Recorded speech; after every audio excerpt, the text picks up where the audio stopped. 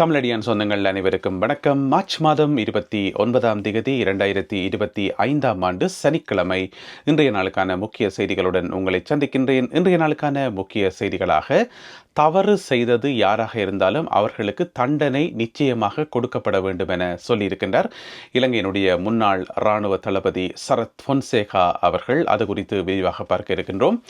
அத்துடன் இந்த வாரம் இடம்பெற்ற மாவட்ட ஒருங்கிணைப்பு குழு கூட்டங்களில் இருந்து பாராளுமன்ற உறுப்பினர் சிவஞானம் ஸ்ரீதரன் அவர்கள் இடையில் வெளியேறி சென்றமை மக்கள் மத்தியில் விசனத்தை ஏற்படுத்தி இருக்கின்றது. அது குறித்த ஒரு செய்தி குறிப்பை பார்க்க இருக்கின்றோம். அத்துடன் தென்னை பயிர்ச்செய்கையில் ஈடுபடுகின்ற விவசாயிகளுக்கான மிக முக்கியமான அறிவிப்பு ஒன்று வெளியாகி இருக்கின்றது. அதே போல வடபகுதியில் கால்நடை வளர்ப்பாளர்களுக்கான மிக முக்கியமான அறிவிப்பு ஒன்றும் வெளியாகி இருக்கிறது. இந்திய பிரதமர் நரேந்திர மோடி அவர்கள் இலங்கைக்கான பயணம் ஒன்றை மேற்கொள்ள இருக்கின்றார். அது குறித்த விவரங்கள் வெளியாகியுள்ளன. அவற்றையும் பார்க்க இருக்கின்றோம். அத்துடன் இன்று ஒரு முக்கியமான கேலி சித்திரமும் இருக்கிறது. எல்லாவற்றையும் தொகுத்து இந்த காணொளியில் பார்க்க போகின்றோம். வாருங்கள் காணொளிக்குள் போகலாம். இந்திய பிரதமர் நரேந்திர மோடி அவர்கள் இலங்கைக்கான தன்னுடைய உத்தியோகபூர்வமான பயணத்தை மேற்கொள்ள இருக்கின்றார். ஏப்ரல் மாதம் 4ஆம் திகதியிலிருந்து 6ஆம் திகதி வரை இந்திய பிரதமருடைய பயணம் இடம்பெற இருக்கின்றது.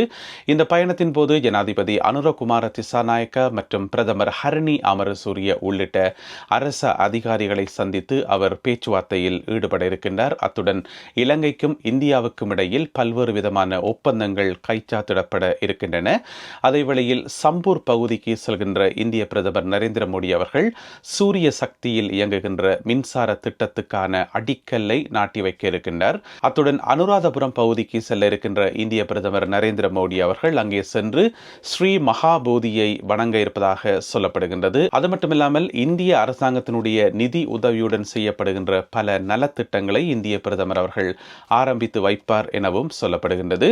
இந்திய பிரதமருடைய வருகையை முன்னிட்டு கடந்த வாரமே இந்தியாவிலிருந்து வந்த விசேட பாதுகாப்பு குழுவினர் நாட்டின் பல்வேறு பகுதிகளில் பாதுகாப்பு கடமையிலும் பாதுகாப்பு சம்பந்தமான ஆய்வுகளிலும் ஈடுபட்டதாக தகவல்கள் ஏற்கனவே வெளியாகி இருந்தன. இந்நிலைமையில் இந்திய பிரதமர் நரேந்திர மோடி அவர்கள் ஏப்ரல் மாதம் 4ஆம் திகதியிலிருந்து 6ஆம் திகதி வரை இலங்கைக்கான தன்னுடைய உத்தியோகபூர்வமான பயணத்தை மேற்கொள்ள உள்ளார். நபர் ஒருவரை கடத்தி அவரிடமிருந்து 16 லட்சம் ரூபாவை கொள்ளையடித்தார்கள் என்கின்ற குற்றச்சாட்டின் அடிப்படையில் 4 பேர் கைது செய்யப்பட்டு விசாரிக்கப்பட்டார்கள். இப்பொழுது அவர்கள் தடுத்து வைக்கப்பட்டிருக்கிறார்கள். ஏப்ரல் மாதம் 1ஆம் தேதி அவர்களுக்கான அடையாள அணிவகுப்பு இடம்பெற இருக்கின்றது. இந்த சம்பவம் எங்க நடந்திருக்கு பார்த்தீங்கன்னு சொன்னால், கொழும்பில் இருக்கின்ற வாழைத்தோட்டம் பகுதியைச் சேர்ந்த நபர் ஒருவரை தான் இவர்கள் கடத்தி இருக்கிறார்கள். இந்த 4 பேர்ல 2 பேர் முக்கியமானாக்கள். ஆரண்டு பார்த்தீங்கன்னு சொன்னால் போலீஸ் உத்தியோகத்தர்கள். எனவே 2 போலீஸ் உத்தியோகத்தர்கள் மற்றும் 2 வெளியாட்கள் சேர்ந்து 4 பேர் சேர்ந்து இந்த குறிப்பிட்ட நபரை கடத்தி அவர்கிட்ட 16 லட்சம் ரூபாய் கொள்ளையடிச்சிருக்கிறார். பிறகு அவர்கள் வாழைத்தோட்ட போலீசாரனால் கைது செய்யப்பட்டு நேற்று நீதிமன்றத்தில் முற்படுத்தப்பட்டார்கள். கொழும்பு மாவட்ட பிரதம நீதியரசர் தனுஜா லக்மாலி அவர்களுக்கு முன்னிலையில் இவர்கள் ஆஜர்படுத்தப்பட்டு விசாரிக்கப்பட்டார்கள். இதன்போது இவர்களுடைய குற்றங்களை கேட்டறிந்த நீதிபதி தனுஜா லக்மாலி அவர்கள் அவரை ஏப்ரல் மாதம் 1ஆம் தேதி வரை தடுத்து வைக்குமாறு உத்தரவிட்டிருக்கின்றார். ஏப்ரல் மாதம் 1ஆம் தேதி அவர்களை அடையாளம் காண்பதற்கான அடையாள அணிவகுப்பு இடம்பெற உள்ளது. இலங்கையில் ஒரு யூடியூபர் 10 மில்லியன் சப்ஸ்கிரைபர்ஸை அடைந்திருக்கின்றார். இலங்கையினுடைய வரலாற்றில் 10 மில்லியன் சப்ஸ்கிரைபர்ஸை அடைந்த முதலாவது யூடியூபர் இவர் என சொல்லப்படுகின்றது. 2020ஆம் ஆண்டில் இவர் தன்னுடைய யூடியூப் சேனலை ஆரம்பித்தவர். இவர் அடிப்படையில் இவர் ஒரு செஃப். அதாவது இவர் போடுற வீடியோக்கள் எல்லாம் பார்த்தீங்கன்னு சொன்னால் இதுவரைக்கும் 600க்கும் மேற்பட்ட வீடியோக்கள் போட்டிருக்கிறார். இந்த 600க்கும் மேற்பட்ட வீடியோக்கள் எல்லாமே பார்த்தீங்கன்னு சொன்னால் சமையல் சம்பந்தப்பட்ட வீடியோக்கள் தான். இவர் போடுற வீடியோக்கள் எல்லாமே இலங்கையினுடைய பாரம்பரிய சமையல் முறைகளை எடுத்து சொல்ற மாதிரி இருக்கும். அதோட இந்த வீடியோ மேக்கிங் அவ்வளோ ஸ்டைலிஷாக இருக்கும், நல்லாயும் இருக்கும், நல்ல குவாலிட்டியாகவும் இருக்கும். அதாவது அந்த பொருட்கள் எடுத்து வெட்டுறது, சமையல் பொருட்கள் எடுத்து வெட்டுறது, அப்புறம் அதை குக் பண்ணுறது எல்லாமே ஒரு ஸ்டைலாக இருக்கும். அதனால் அவருக்கு சப்ஸ்கிரைபர்ஸ் கூடி நேற்று அவர் 10 மில்லியன் சப்ஸ்கிரைபர்ஸை அடைந்திருக்கிறார். இலங்கையினுடைய வரலாற்றில் ஒரு தனி நபரால் நடத்தப்படுகின்ற யூடியூப் தளம் ஒன்று 10 மில்லியன் சப்ஸ்கிரைபர்ஸை அடைந்தது இதுவே முதல் முறை என சொல்லப்படுகின்றது. அவருடைய பேர் பார்த்தீங்கன்னு சொன்னால் ஷரித் என் சில்வா என்று சொல்லப்படுகிறது. ஷரித் என் சில்வா. அவருடைய யூடியூப் சேனலுடைய பேர் வைல்ட் குக் புக் என்று சொல்லப்படுகின்றது. Wild cook book. எனவே அவருக்கு இப்பொழுது பரவலான வாழ்த்துக்கள் குவிந்து வருகின்றன. நாட்டில் தென்னை செய்கையில் ஈடுபடுகின்ற விவசாயிகளுக்கு ஒரு மகிழ்ச்சியான செய்தி என்னென்னு சொன்னால், இப்போ நீங்கள் வந்து தென்னம்பிள்ளை வளர்க்குறீங்க, தென்னை செய்கையில் ஈடுபடுறீங்கன்னு சொன்னால், உங்களுடைய தென்னம்பிள்ளைகளுக்கு தேவையான தென்னைக்கு தேவையான உரம் இருக்குத்தானே, அந்த உரத்தை வந்து குறைந்த விலையில் விற்பதற்கு தென்னை பயிர் செய்கை சபை என்று சொல்லி ஒரு சபை முடிவெடுத்திருக்கிறது. இந்த மாதம் 30ஆம் தேதியிலிருந்து அந்த குறைந்த விலையில் நீங்கள் பெற்றுக்கொள்ள முடியும் என்று சொல்லி, அதாவது 50 கிலோ உரம், அதாவது AMP உரம் என்று சொல்றது, அந்த 50 கிலோ உரம் வந்து இதுக்கு முதல் 9,000 ரூபாய்க்கு விற்கப்பட்டதாம். ஆனால் இந்த மாதம் 30ஆம் தேதியிலிருந்து நீங்கள் வந்து அதை 4,000 ரூபாய்க்கு பெற்றுக்கொள்ள முடியும் என்று சொல்லி சொல்லப்படுகின்றது. இந்த உரத்தை வாங்கி தென்னை மரத்துக்கு போட்டாலாம் 1.5 வருஷத்தில் வந்து அதிக அளவு காய்கள் காய்க்கும் என்று சொல்லி சொல்லப்படுகின்றது.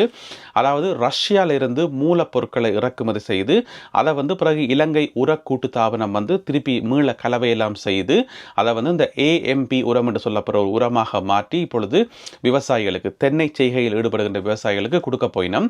இந்த உரத்தை வந்து நீங்கள் பெற்றுக்கொள்ளணும் என்று சொன்னால் என்ன செய்யணும் என்று சொன்னால், coconutSrilanka.lk என்று சொல்லி ஒரு இணையதளம் இருக்குது. coconutSrilanka.lk என்று சொல்லி அங்கே போனீங்கன்னு சொன்னால் இப்படி இருக்கும் அதனுடைய முன்பக்கம். அங்கே போனீங்கன்னு சொன்னால் இப்போ நீங்கள் பார்க்குற மாதிரி ஒரு விண்ணப்ப படிவம் ஒன்று இருக்கும். இந்த விண்ணப்ப படிவத்தை நிரப்பி நீங்கள் தொடர்பு கொள்ள முடியும். அருகில் இருக்கக்கூடிய தென்னை அபிவிருத்தி சபையில் வந்து நீங்கள் தொடர்பு கொண்டும் மேலதிக விவரங்களை பெற்றுக்கொள்ளலாம் என்று சொல்லி சொல்லப்படுகின்றது. எனவே இந்த காணொலியை பார்க்குற நீங்கள் யாராவது தென்னை செய்கையில் ஈடுபட்டால் உங்களுக்கு தேவையான அந்த AMP உரம் வந்து 50 கிலோ, இதுக்கு முதல் வந்து 9,000 ரூபாய், இனி வந்து 4,000 ரூபாய்க்கு பெற்றுக்கொள்ள முடியுமாம். அடுத்ததாக முல்லைத்தீவு மாவட்டத்திலும் வவுனியா மாவட்டத்திலும் கால்நடை வளர்ப்பில் ஈடுபடுகின்ற விவசாயிகள் மற்றும் பண்ணையாளர்களுக்கான மிக முக்கியமான அறிவித்தல்.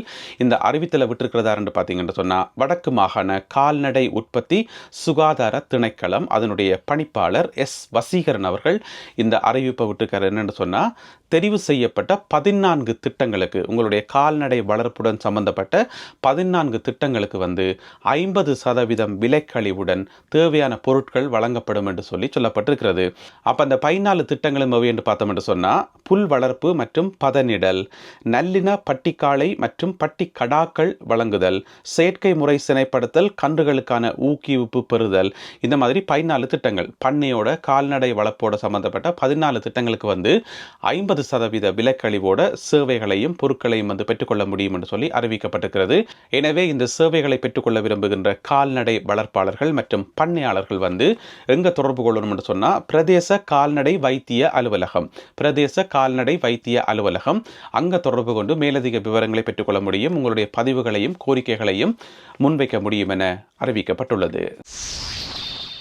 இலங்கையினுடைய முன்னாள் இராணுவ தளபதி ஃபீல்ட் மார்ஷல் சரத் பொன்சேகா தன்னுடைய முக்கியமான கருத்தொன்றை வெளியிட்டிருக்கின்றார்.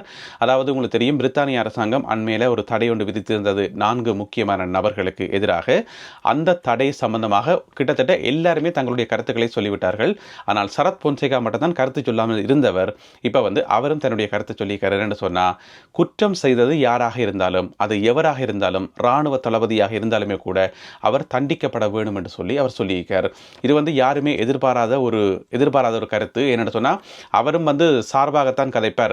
அவர்கள் குற்றம் செய்யலை, அவர்கள் எந்த பிழையும் செய்யலை என்று சொல்லி சொல்ல போறாராக்கும் என்று பார்த்தா அவரே சொல்லியிருக்கார், குற்றம் செய்தது எவராக இருந்தாலும் தண்டிக்கப்படணும் என்று சொல்லி. அது மட்டும் இல்லாமல் ஜெகத் ஜெயசூரிய இருக்கார் தானே இராணுவ தளபதியாக இருந்தவர், அதே மாதிரி கடற்படை தளபதியாக இருந்த வசந்த கருணா கூட இருக்கார் தானே, அவர்கள் எல்லாருமே வந்து யுத்தத்தில் வந்து முன்னுக்கு நின்று சண்டை பிடிக்கலையாம், பின்னுக்கு தான் நின்றவையாம். அது மட்டும் இல்லாமல் அவர்கள் மேலே தான் ஏற்கனவே விசாரணைகளை ஆரம்பித்தவராம். அது மட்டும் இல்லாமல் அவர்கள் மேலே ஏற்கனவே குற்றச்சாட்டுகளும் இருக்காம். தான் வந்து முந்தி பாராளுமன்ற உறுப்பினராக இருக்கக்குள்ள பாராளுமன்றத்துக்கு உள்ளேயும் பாராளுமன்றத்துக்கு வெளியேயும் வந்து அவர்கள் மீதான குற்றச்சாட்டுகளை வந்து தான் ஏற்கனவே சொன்னதாம். எனவே வந்து குற்றம் செய்தது எவராக இருந்தாலும் அவர் தண்டிக்கப்பட வேண்டும் என்று சொல்லி இலங்கையினுடைய முன்னாள் இராணுவ தளபதி ஃபீல்ட் மார்ஷல் சரத் பொன்சேகா சொல்லியிருப்பது அனைவரையும் ஆச்சரியத்துக்குள்ளாக்கியுள்ளது. மாவட்ட ஒருங்கிணைப்பு குழு கூட்டங்களிலிருந்து பாராளுமன்ற உறுப்பினர் சிவஞானம் ஸ்ரீதரன் அவர்கள் இடைநடுவில் வெளியேறி செல்வது மக்கள் மத்தியில் விசனத்தை ஏற்படுத்தி இருக்கின்றது. இது சம்பந்தமான மக்கள் தங்களுடைய அதிருப்திகளை வந்து சமூக வலைத்தளங்களில் சொல்லியிருப்பதை பார்க்கக்கூடியதாக இருக்குது. பார்த்தீங்கன்னு சொன்னால், போன திங்கட்கிழமையிலிருந்து நேற்று வெள்ளிக்கிழமை வரைக்கும் இந்த ஒரு 5 நாளில் வந்து நிறைய அபிவிருத்தி குழு கூட்டங்கள் நடந்திருக்குது. அதில் வந்து 2 கூட்டங்களில் மட்டும்தான் பாராளுமன்ற உறுப்பினர் சிவஞானம் ஸ்ரீதரன் அவர்கள் கலந்து கொண்டவர். அவர் கலந்து கொண்ட அந்த 2 கூட்டத்திலையும் வந்து ஒன்று வந்து யாழ் மாவட்ட செயலகத்தில் நடந்தது, மற்றது வந்து கிளிநொச்சியில் நேற்று நடந்தது. இந்த ரெண்டிலையும் வந்து அவர் இடநடுவில் எழும்பி போனது வந்து மக்கள் மத்தியில் ஒரு கேள்விக்குரிய எழுப்பி இருக்குது. அன்றைக்கு யாழ்ப்பாண கூட்டத்திலிருந்து எழும்பி போய்க்குள்ள சொன்னவர் இதை வந்து கூட்டத்துக்கு தலைமை தாங்கவர் வந்து கட்டுப்படுத்தல, ஒரே சத்தமாக இருக்குது, ஏன் அவர் கட்டுப்படுத்தலைன்னு சொல்லி போட்டு விட்டுட்டு போயிட்டார். நேற்று போய்க்குள்ள வந்து எந்த ஒரு காரணமும் சொல்லல, தண்டவாட்டில் விட்டுட்டு போயிட்டார். அப்போ அது வந்து மக்கள் மத்தியில் ஒரு கேள்வியை உருவாக்கி இருக்கு தானே. ஏற்கனவே வந்து எல்லா டிசிசி கூட்டங்களையும் வந்து அவர் கலந்து கொண்டிருந்துக்கணும். அப்படி கலந்து கொள்ளையில 2 கூட்டத்திலாம் கலந்து கொண்டவர், கலந்து கொண்ட 2 கூட்டத்திலையும் வந்து ஒழுங்காக முடியும் வரைக்கும் நின்று மக்களுடைய பிரச்சனைகளை கதைச்சு, எத்தனையோ தேவைகள் எத்தனையோ பிரச்சனைகள் மக்களுக்கு இருக்குதுன்னு. எனவே அதெல்லாத்தையும் கதைக்கிறத விட்டுட்டு இடநடுவில் ஒழும்பி போனது வந்து மக்களுக்கு ஒரு கேள்விக்குரிய உருவாக்கி இருக்குது. ஏன் போனார், என்னத்துக்கு போனார் என்றே தெரியல. மிக குறிப்பாக நேற்று நடந்த கூட்டத்தில் ஏன் விட்டுட்டு போனவர் என்று சொல்லி தெரியல. எனவே மக்களுடைய பிரதிநிதியாக இருக்கிறவர் மக்களுக்கு சொல்லாமல், மக்களோட வந்து தொடர்பாடாமல் எந்த ஒரு வேலையும் செய்யக்கூடாது. அப்போ நேற்று வந்து ஏன் போனவர் என்று சொல்லி மக்களுக்கு தெரியல தானே. அது சம்பந்தமாக உத்தியோகபூர்வமான அறிக்கையதையும் அவர் வெளியிடவும் இல்லை.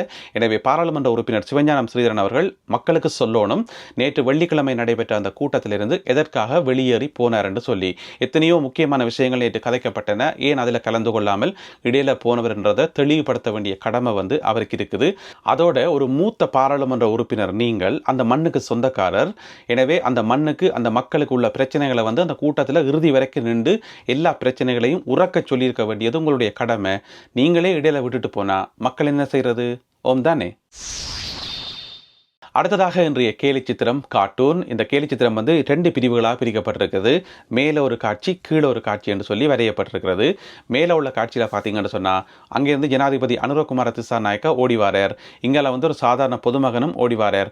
அப்போ அந்த சாதாரண பொதுமகன் நிற்கிறார், அனுரகுமார திசாநாயக்கா ஜனாதிபதி ஓடி வந்து தன்னை கட்டிப்பிடிக்க போகிறார் என்று சொல்லி. ஆனால் அடுத்த படத்தில் பார்த்தீங்கன்னு சொன்னால் பொதுமகனை அப்படியே விட்டுட்டு அவர் ஓடி போயிட்டு கட்டிப்பிடிக்கிறார், IMF கட்டிப்பிடிக்கிறார் ஜனாதிபதி அனுரகுமார திசாநாயக்கா அவர்கள்.